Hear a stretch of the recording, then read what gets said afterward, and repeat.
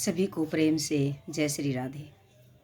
ये भागवत कथा का अध्याय 3 है। ये बीच में नेट नहीं चल रहा था तो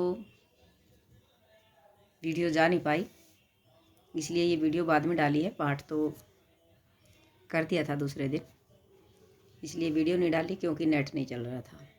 सभी को प्रेम से राधे राधे। अब तीसरे अध्याय में अर्जुन जी क्या कहते हैं।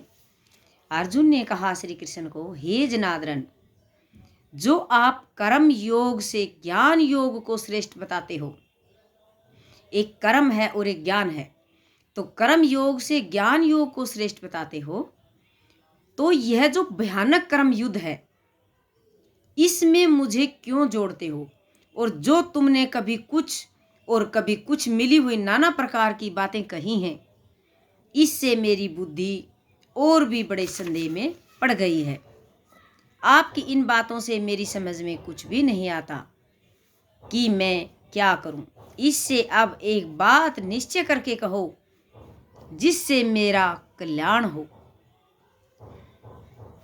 यह सुन श्री कृष्ण जी बोले, हे अर्जुन, मैंने जो प्रथम इस संसार में तत्व ज्ञान निष्ठा और कर्म योग निष्ठा कहा है, उसमें सांख्य वालों को तत्व ज्ञान निष्ठा, योगियों को कर्म योग निष्ठा है।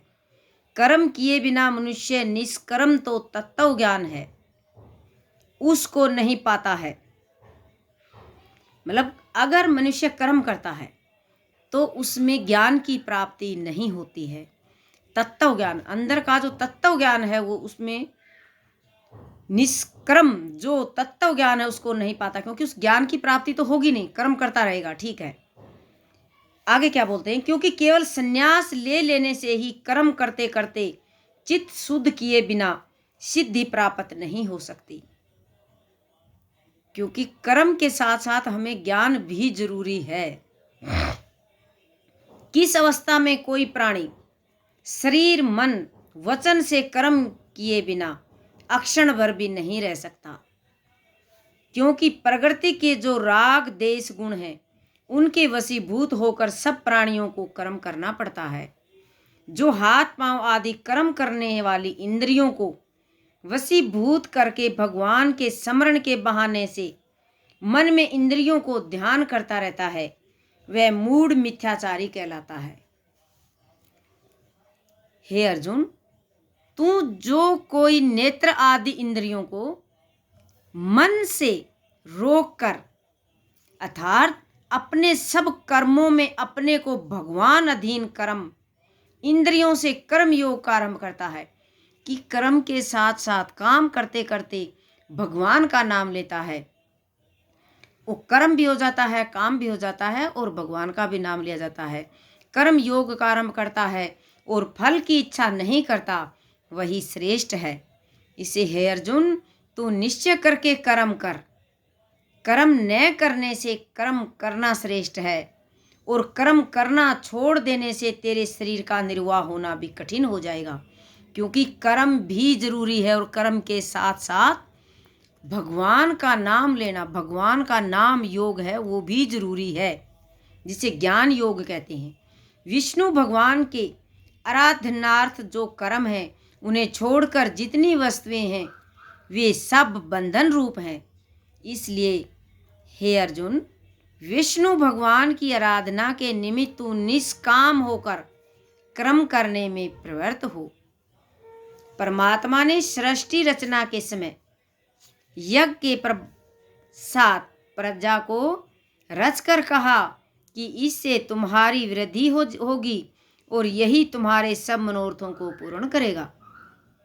तुम यज्ञादि कर्म से देवताओं और महापुरुष भगवान को पूजन करो, तब वे देवता भी वर्षा आदि से अन्न आदि की वृद्धि कर तुम्हारी वृद्धि करेंगे।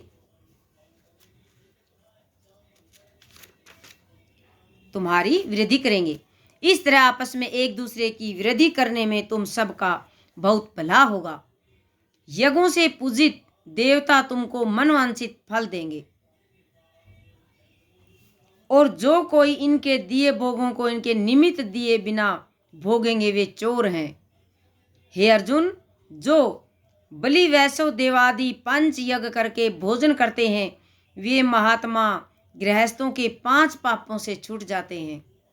और जो कोई अपने लिए भोजन बनाते हैं वे बिना देवताओं के अर्पण किए आप ही भोजन कर लेते हैं, वे प्राणी सब पापों को भोगते हैं। इसलिए जो हम भोग बनाते हैं वो भगवान को पहले अर्पण करके फिर ही खाना चाहिए। हे अर्जुन, सब शरीरधारी प्राणी अन्न से होते हैं।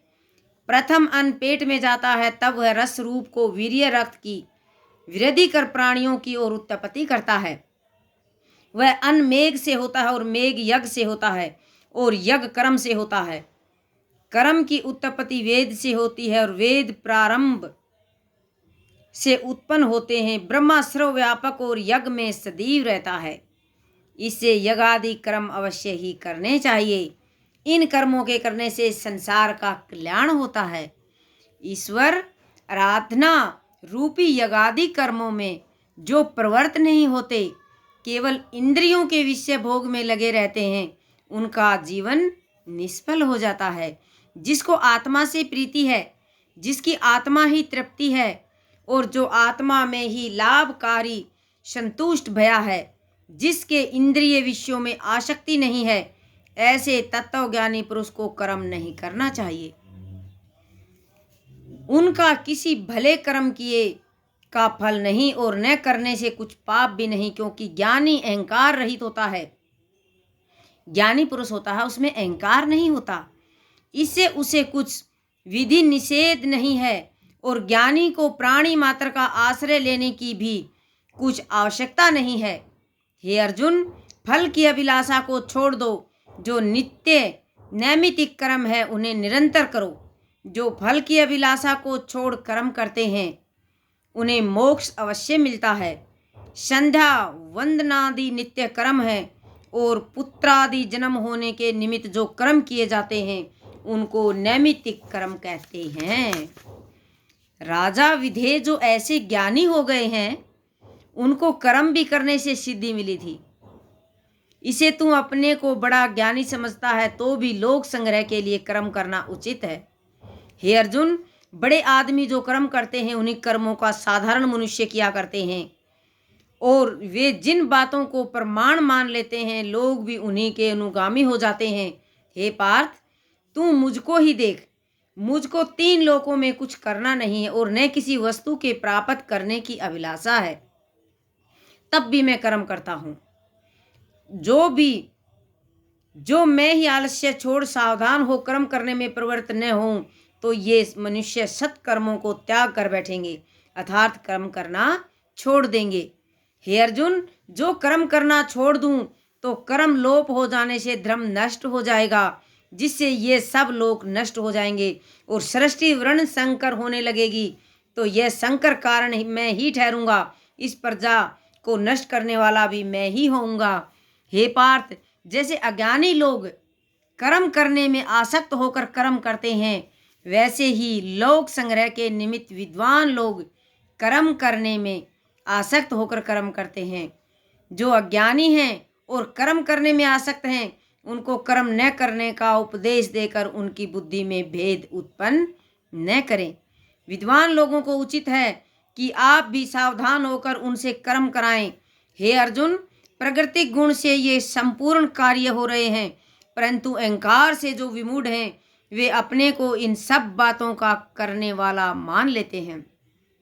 हे महाबाहो, जो गुण और कर्म के विभागों के तत्व को जानते हैं कि सात्विक गुण अपने अपने कार्य में वर्तमान है, इससे उनमें आसक्त नहीं होते।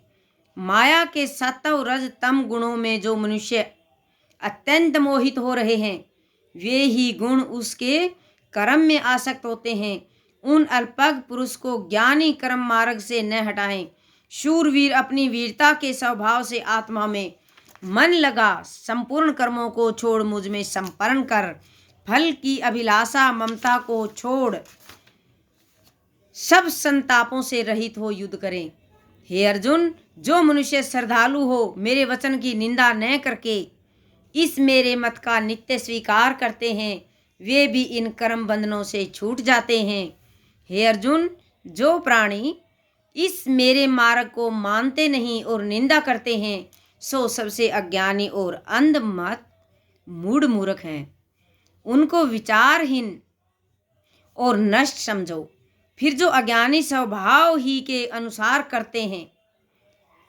काम करते हैं, फिर जो अज्ञानी मनुष्य अपनी प्रकृति के अनुसार चेष्टा करें, तो कहना ही क्या है। संपूर्ण प्राणी अपनी प्रकृति के अनुसार काम करते हैं।